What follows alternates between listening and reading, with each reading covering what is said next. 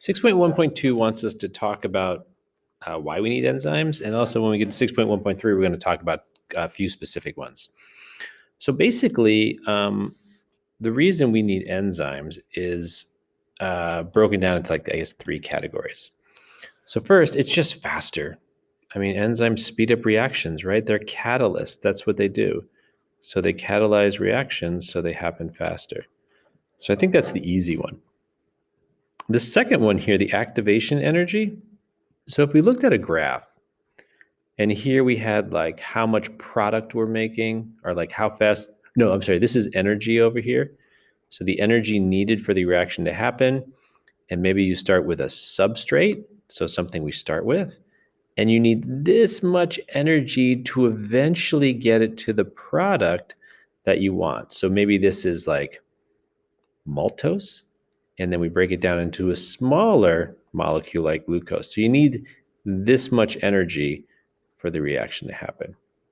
However, with an enzyme, maybe it's like, okay, I'm doing the same thing. I'm going to create the same product, but I only need this much energy for it to happen.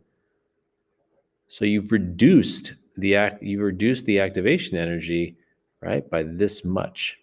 So that much less energy is needed for the same reaction. So that's what that means by activation energy. So it requires less energy. And then the last one is just, you can do things at a lower temperature. Now, at 37 degrees might seem warm, but when you have molecules and if you heat them, they'll break apart. The vibrations in those bonds will break them apart. Now, 37 degrees isn't so warm, but you can have these reactions happening in your body at 37 degrees. So that is why we need them. And let's talk about a few specific ones. So in 6.13, it wants us to talk about a few enzymes. And we need to talk about where it's produced, the source. We need to talk about what it acts on, the substrate, what it produces, the products, and its favorite pH. And it's saying for an amylase, one protease, and one lipase, that's kind of a lie. So there are three different enzymes that work on carbohydrates. Two of them are amylases, another one's called maltase. So I'm going to call them carbohydrases instead of amylases. We need to know two different proteases, and this part's accurate, just one lipase. So we have a table down here that you can look on, but let's just talk about this real quick. We can talk about like food going through your digestive system. So if you're eating a burger, right, the starch from the bun will be broken down to something called an oligosaccharide. So that's basically just a smaller polysaccharide. If you remember, polysaccharides are just chains of glucose molecules if it's starch, right? And it can go on forever. But basically, we've just broken them into smaller pieces. That's produced in the salivary glands of your mouth, where the saliva is, the spit, and that optimum pH is 7. So now we swallow our burger. That's the only thing that's chemically digested in our mouth. We swallow the burger and it goes into our stomach. And there we're going to digest the meat. And pepsin does that. So pepsin is going to take the proteins found in the meat and it's going to break it down into smaller polypeptides, not quite amino acids, but smaller polypeptides.